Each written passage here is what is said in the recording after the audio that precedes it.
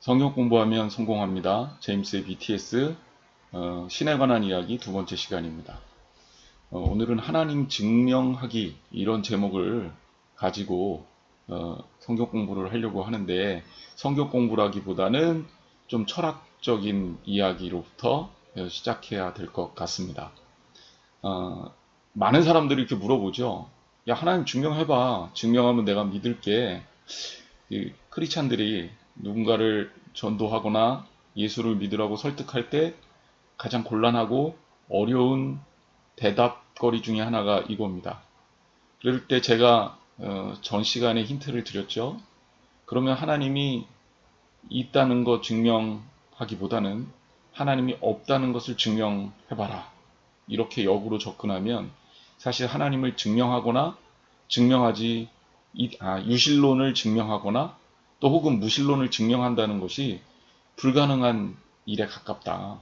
그러니까 이거는 과학적 논쟁거리가 되기가 굉장히 어렵다라는 이야기를 해드렸고, 한편으로는 과학이라는 것도 우리 인간이 가지고 있는 하나의 수단인데, 이 과학이 가지고 있는 이 전지전능함이 있지 않다. 즉 과학이 전지전능하지 않으므로 과학 그 자체도 일정 부분 사람들의 신념이나 믿음 혹은 생각하는 방법에 의해서 좌지우지되는 경향이 있기 때문에 우리들이 과학적이다, 그래서 100%다 신뢰하는 것은 옳지 못하다, 이런 이야기를 드렸습니다. 근데 제가 이제 이 주제를 왜 여러분들하고 좀 다루고자 하냐면, 이미 기독교 내에서는 물론 중세시대의 이런 논의가 철학적으로 굉장히 유행이어서 익숙한 논쟁입니다. 신을 증명한다는 것 말입니다. 하나님 증명에 대한 이야기가 이미 신학자들에 의해서 있었고, 그리고 후대 철학자들도 역시 철학을 전개함에 있어서 굉장히 많은 철학자들이 신에 대해서 정의를 할 수밖에 없는, 또 혹은 필요에 의해서 신의 영역을 인정하는 그런 일들이 있었기 때문에 우리 인간 이성을 가지고 하나님을 바라볼 때 하나님을 어떻게 인식하고 설명할 수 있는지를 우리가 안다면, 물론 여러분들이 누군가에게 이런 이야기를 하기는 어렵겠죠. 하지만 이런 동영상이 있으니 봐라, 이 정도는 얘기해 줄 수 있지 않을까. 그래서 녹화를 하게 됐습니다. 굉장히 복잡하고 또 난해하고 어려운 이야기입니다. 근데 이 복잡한 이야기들의 핵심을 제가 짚어서 좀 최대한도로 간단하고 간략하게 정리를 해보려고 하니까 여러분 같이 한번 해보죠. 물론 잘 될지는 모르겠습니다. 신을 증명해보자. 제가 이런 논제를 좀 던졌는데, 신을 증명한다는 것에 대해서 우리가 아까도 말씀드렸지만 처음은 아니란 말이에요. 이런 논의를 한 거는 이미 중세 때 많이 있었습니다. 신 존재 증명이라고 하거든요. 이거 이제 여러분들이 어디 가서도 찾더라도 신 존재 증명이라는 이 철학적 논제, 이거는 중세 때 굉장히 오랜 시간 동안 열심히 했습니다. 그 중에서도 지금 제가 소개하는 이 토마스 아퀴나스라는 철학자, 중세 철학의 거장이 두 명이 있어요. 어거스틴이라고 불리우는 아우구스티누스하고 토마스 아퀴나스라는 이 아퀴나스입니다.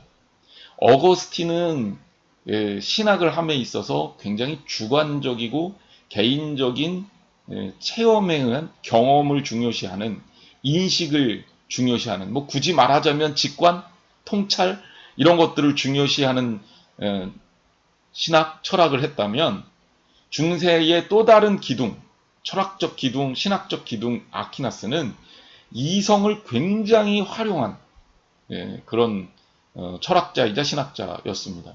그래서 이 토마스 아퀴나스가 저술한 신학 대전은 굉장히 방대한 분량의 굉장히 논리적이고 굉장히 뛰어난 저작으로 알려져 있습니다.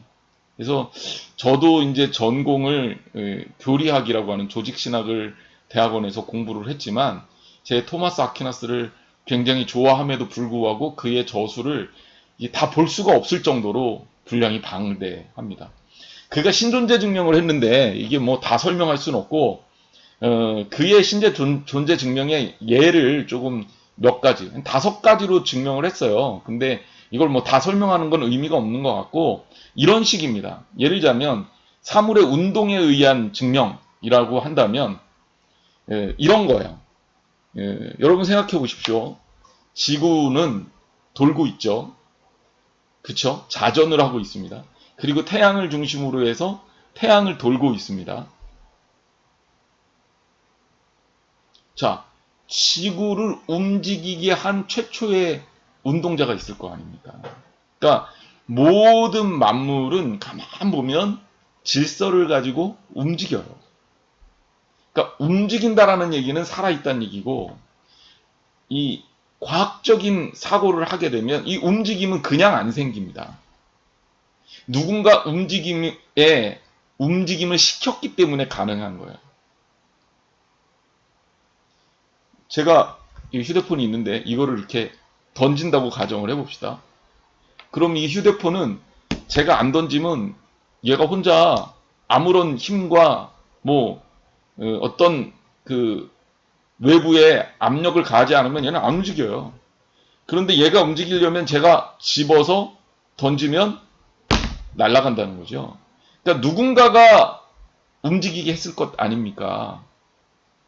그러면 움직임의 원인을 찾아가자고요. 이거를 움직이게 한 무엇인가가 있을 거 아니냐.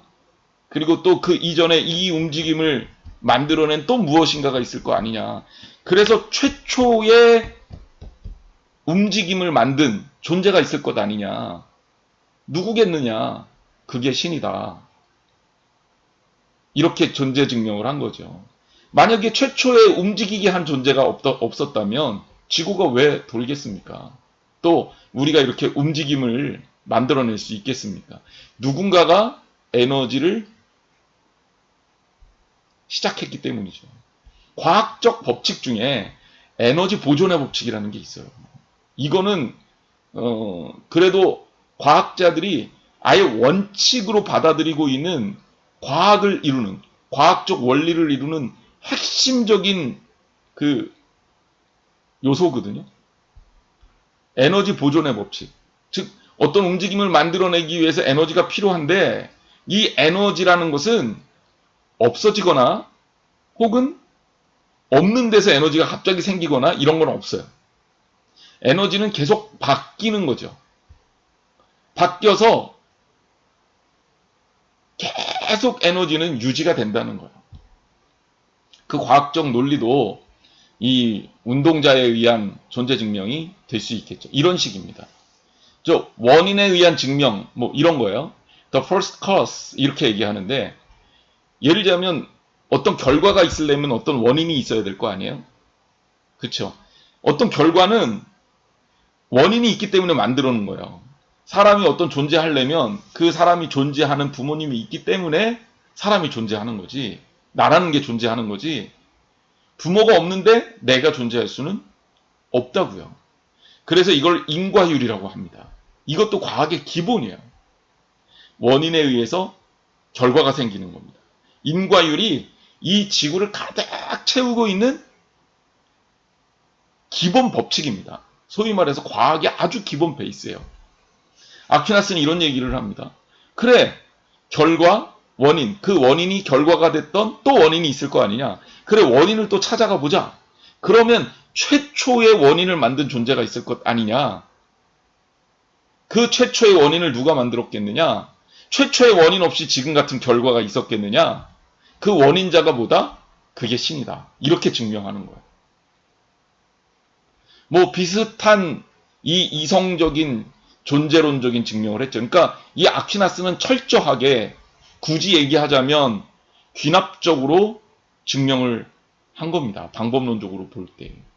요즘의 과학적 방법에 거의 뭐 조상이라고도 할 수 있죠. 그래서 이 토마스 아퀴나스의 철학을 토미즘이라고 하고 이 토미즘은 현대 철학에서도 지속적으로 영향을 줘서 과정 철학이라든지 이런 어떤 논리성과 과학과 결합되는 철학을 굉장히 다양하게 만들어내는 아주 근본적인 신학 철학을 했습니다. 물론 토마스 아퀴나스의 이전에 이런 영향을 준 사람이 누구냐? 굳이 따지자면 아리스토텔레스라고 할 수 있습니다. 어찌됐건 아퀴나스는 그런 신존재 증명을 했어요. 이성을 사용해서 논리적이로, 이성적, 논리적, 뭐 굳이 붙이자면 과학적, 합리적, 예.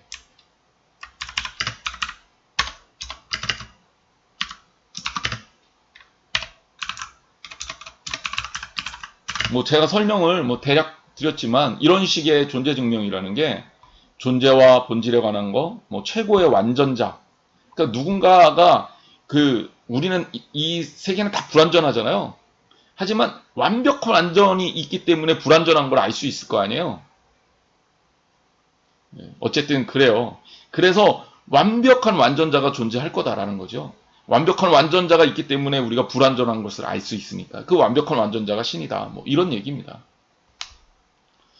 자, 아퀴나스의 이 존재 증명은 이렇고요. 하지만 전혀 다른 방향으로 존재 증명을 한 사람들도 있다.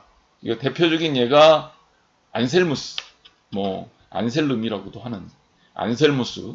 그리고 존재론적 증명의 또 대가가 아까도 잠깐 소개했지만 아우구스티누스, 어거스틴이라는 사람입니다.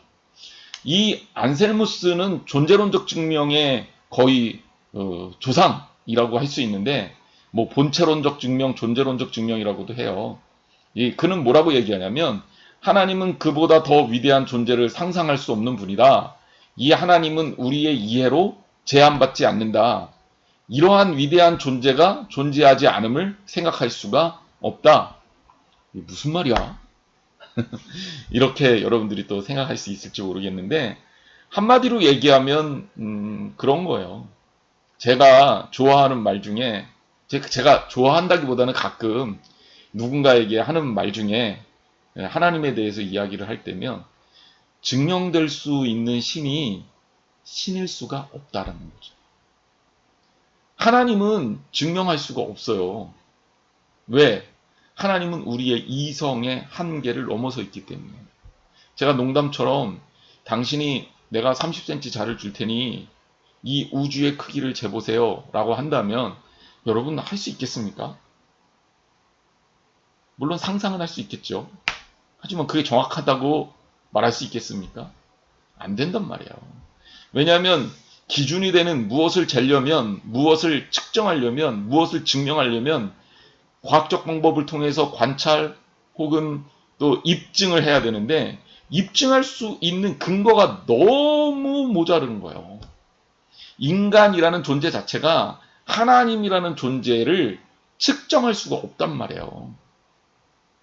그러니 우리의 이해로 하나님이 제한된다?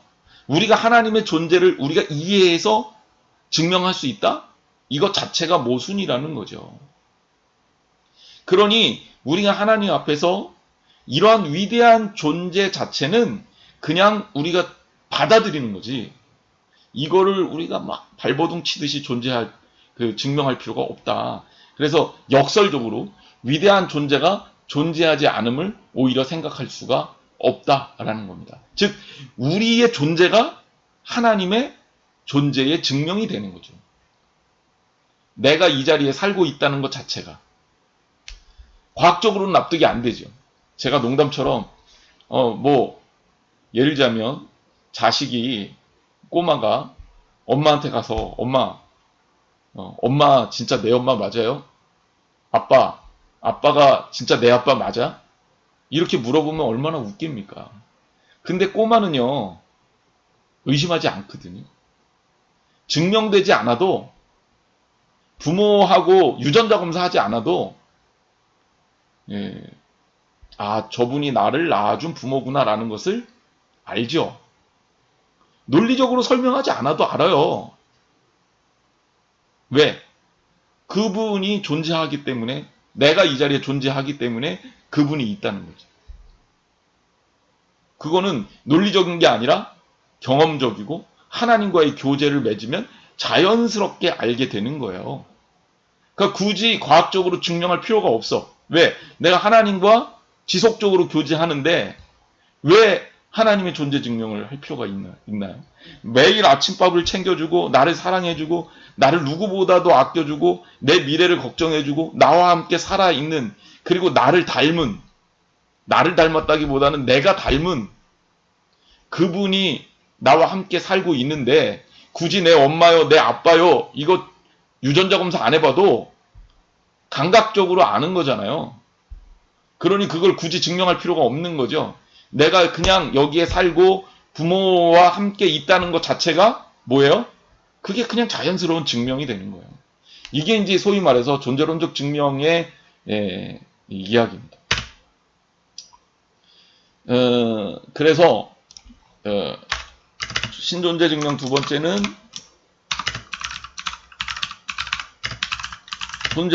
존재론적 증명이라고 할 수 있고, 이는 주관적, 경험적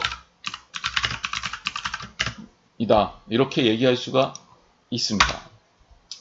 자, 신존재 증명은 뭐 요 정도로 정리를 하고요. 제가 지금부터 소개해 주는 거는 철학자들의 여러 가지 이야기들, 뭐 수많은 이야기들이 있는데 그 중에서 우리가 좀 참고 삼을 만한 이야기들을 좀 정리를 해봤습니다. 이마누엘 칸트라는 철학자가 있습니다. 이 독일 관념론의 어떤 굉장히 효시라고 할 수 있는 유명한 철학자입니다. 그래서 이 칸트는 뭐라고 얘기를 하냐면, 인간은 선과 악을 행할 수 있다. 그쵸? 영혼도 불멸한다. 칸트는 이렇게 생각한 거예요. 그런데 심판할 수 있는 존재가 필요한 거 아닙니까? 인간은 선과 악을 행할 수 있고, 그리고 영혼은 불멸하는데, 이건 전제예요, 철학적. 그런데 인간은 그러면 선과 악을 행하는 거에 대한 심판자가 있어야 될 것 아니냐. 그런데 이 심판자가 누군가가 있어야 된다는 거죠. 그래서 그는 뭐냐면, 이 심판자를 우리가 이성의 한계를 넘어서서 신을 요청하는 거예요. 그러니까 야구 경기를 하는데 스트라이크 볼 판정이 필요해요. 그때 누구를 데려와요? 심판을 데려오는 거예요. 심판이 스트라이크 볼을 판정해줘야 경기가 되죠. 이게 판정을 안 하게 되면, 볼 던지고 스트라이크라고 우기게 되면 경기가 안 되는 거잖아요. 룰이 있고 심판이 있어야 되는 거예요. 그러니까 그런 의미에서 우리가 이 땅을 살 때 인간이 영원토록 살고 영원토록 살 뿐더러 한계를 가진 인간이 스스로를 심판할 수가 없는데, 선과 악을 행할 때 그 선과 악에 대해서 심판할 존재가 필요하다. 그게 하나님이니까 하나님을 요청해야 된다, 이렇게 얘기를 한 거예요. 그러니까 칸트는 굉장히 이성적인 이성에 정말 목숨을 건 철학자이다시피 하지만 이성의 한계 또한 그대로 인정한 철학자입니다. 그래서 이성의 한계를 넘어선 존재, 그 속에서 인간의 한계 속에서 신을 요청하는 그런 철학을 했습니다.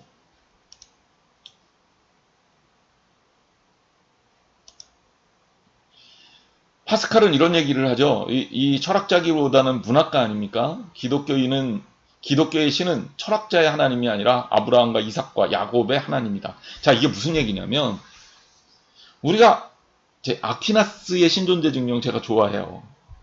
제가 굉장히 좋아하는 철학자고 신학자이기도 합니다. 하지만 그의 철학에 있어서의 약간의 문제가 있는데, 그게 뭐냐면, 생각해 보세요.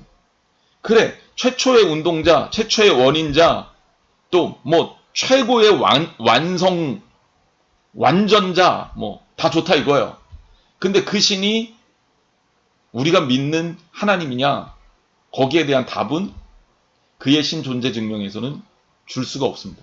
그러니까 유실론적인 증명, 신이 있다라는 것까지는 이성적이고 합리적인 증명이 어느 정도 설득력이 있습니다. 하지만 문제는 뭐냐면, 그 신이 우리가 믿고 있는 하나님이다라고 말하는 걸로 연결되어지진 않는다는 거예요. 그 파스칼은 이런 얘기를 한 거예요. 기독교의 신은 아무리 머릿속에서 상상하고 논리적으로 그리고 또 뭐 과학자들이 철학적으로 또 과학적으로 조사를 해서 누군가를 뭐 밝혀내고 뭐 신이 있었다라는 그 흔적을 찾아낸다 하더라도 그것이 중요한 게 아니라 우리의 신앙 가운데서 경험으로 그리고 주관적으로 신앙을 통해 교제하면서 입증된 살아있는 하나님, 즉 기독교의 하나님은 그 하나님이라는 거죠. 아브라함과 이삭과 야곱의 하나님, 그리고 우리의 하나님, 나의 하나님. 기독교의 하나님은 바로 그런 하나님이라는 겁니다.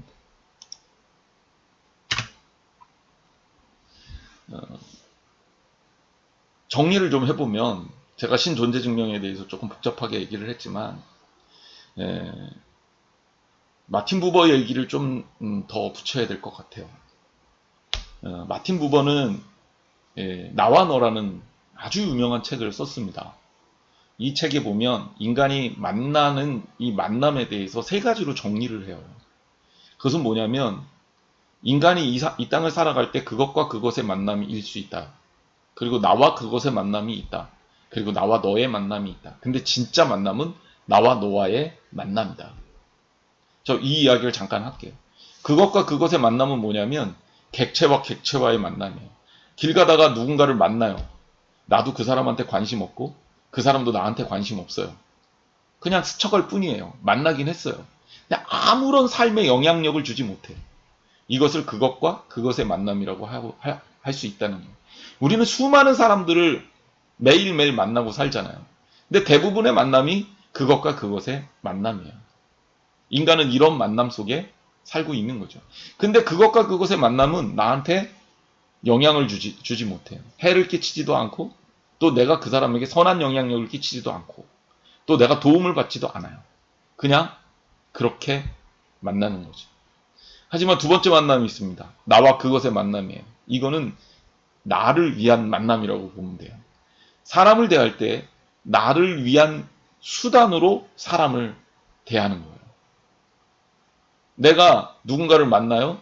그런데 저 사람이 나한테 필요해. 예를 들자면 내가 사업을 하는데 고객을 만나요.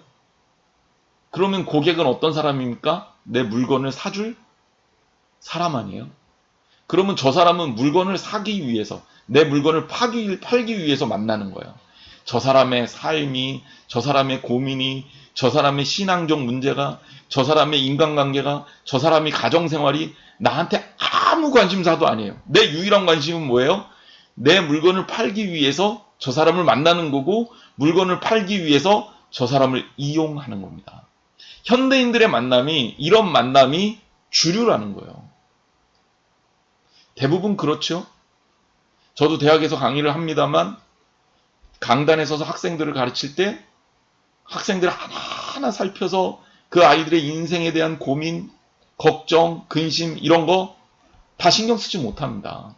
그냥 저는 강의를 하고 학생들은 학점을 따기 위해서 듣는 거죠. 저는 이게 오늘날 현대 교육의 비극이라고 생각하는 사람인데 이 단계를 넘어서야 진짜 교육이 일어난다고 보는데 이게 어렵고 불가능해요. 한편으로. 그러니까 현대인의 비극은 우리의 대부분의 만남이 그것과 그것의 만남, 나와 그것의 만남으로 되어져 버렸다는 겁니다. 제가 왜 이 이야기를 소개하냐면 하나님을 만나는 데 있어서 하나님을 인식하는 데 있어서도 사람이 하나님이 목적이 아니라 하나님을 수단으로 여기면 신앙이 완전히 저질이 돼버려요. 하나님은 우리를 사랑하시잖아요. 우리를 이용하기 위해서 우리를 사랑하신 게 아니거든요. 우리를 이용하기 위해서 우리에게 오신 게 아니거든요. 하나님은 우리가 목적이에요. 우리의 구원받는 게 목적이에요. 우리가 무엇 하는지도 그래서 다 아시고 관심을 가지고 있어요. 아주 작지만 내가 벌레만도 못한 존재지만 성경적으로 얘기할 때 지렁이 같은 너 야곱아라고 했을 때 그 지렁이 같은 존재지만 하나님은 그럼에도 불구하고 그것에 대해서 사랑하고 관심을 가지고 있다는 거죠. 왜? 하나님은 나와 그것의 만남으로 대하고 있지 않거든요. 그런데 많은 신앙인들이, 물론 불신자들은 말할 것도 없이 하나님을 믿는다고 하면서 하나님을 수단으로 만들어버리는 경우가 허다합니다. 예를 들자면 내가 병을 낫고 싶은데 하나님이 필요하니까 하나님을 내 인생에 끌어들여서 부르는 거죠. 하나님이 수단이 돼버렸어.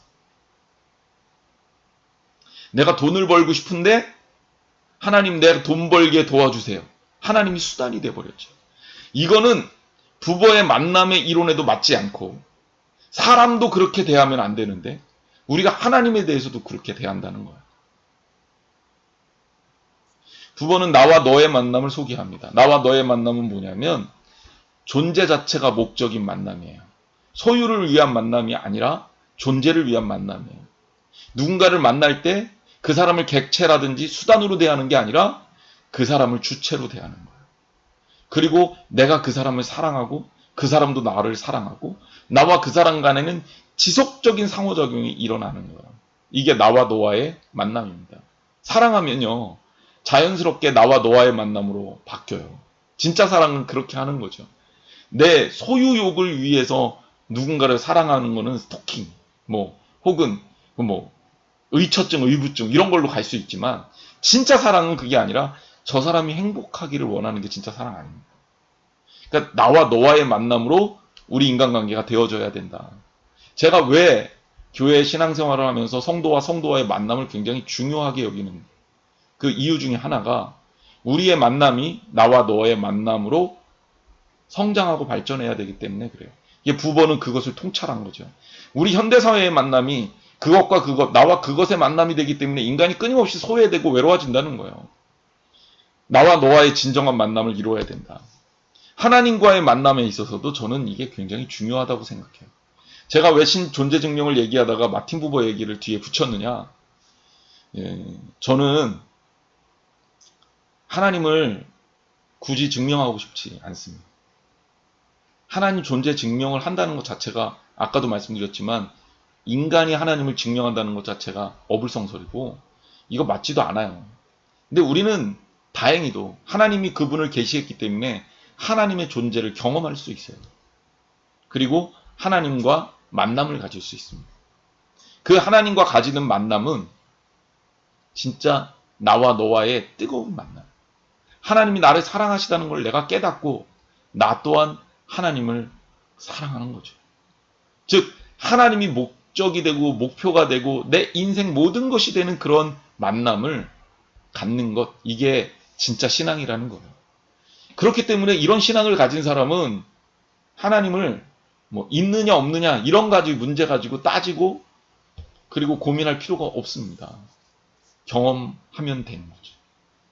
그래서 우리가 하나님에 대해서 하나님은 이런 분이야 라고 이성적으로 논리적으로 아무리 설명해도 듣는 사람 입장에서 이게 좀 공허하거나 잘 와닿지가 않아요. 하지만 하나님의 사랑을 느끼면 사람이 바뀝니다. 하나님을 경험하게 하는 것. 이것이 하나님을 증명하는 것이다. 바로 내 삶 속에 하나님이 살아계셔. 아브라함의 하나님, 이삭의 하나님, 야곱의 하나님이 그리고 오늘 우리에게 역사하시는 하나님이 바로 나의 하나님이십니다. 그리고 그 나의 하나님은 내 삶 속에서 경험되어지고 만나지기 때문에 더 이상 의심할 필요가 없는 거죠. 하나님을 증명해라. 내 삶을 보면 하나님은 자연스럽게 증명이 돼. 진짜 하나님을 온전하게 나와 너의 만남 가운데 신앙하는 사람이라면 내 삶 속에 나의 삶을 통해 자연스럽게 하나님은 증명될 수밖에 없습니다. 여러분의 삶이 하나님의 증인이고 증거가 되어야 할 줄 믿습니다. 그게 신앙이에요. 자, 오늘은 여기까지 고생하셨습니다.